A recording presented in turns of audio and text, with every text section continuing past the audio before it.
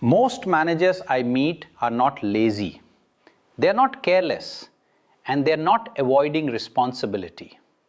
In fact, most of them are hardworking, sincere, and deeply committed. Yet, almost all of them say the same thing. I'm constantly busy, but I still feel behind.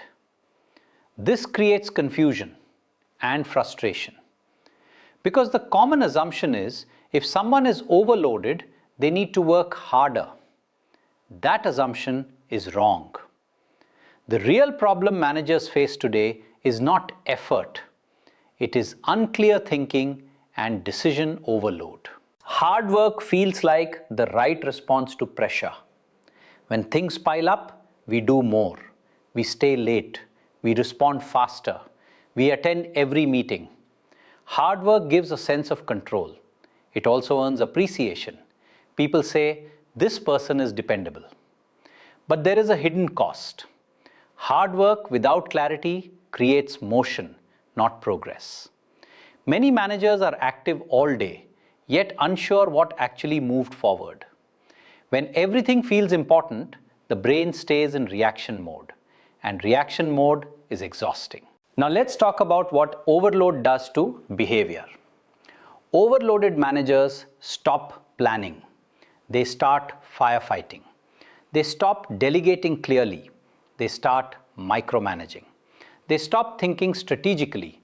They focus only on today. None of this happens because they are weak. It happens because the brain under pressure seeks survival, not leadership. Over time, this affects teams.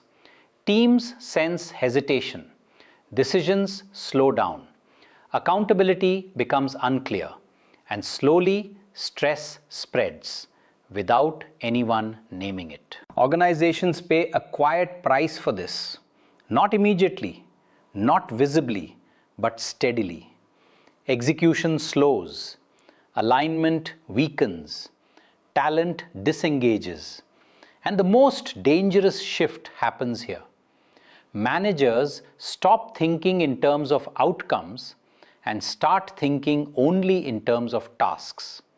That is when leadership turns into maintenance, and maintenance never creates momentum. So what actually helps? Not more tools, not more dashboards, and not longer working hours. What helps is clarity training.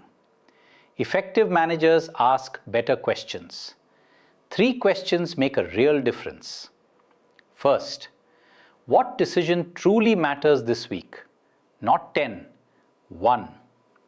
Second, what can I safely ignore without damage? Clarity is not about addition, it's about subtraction.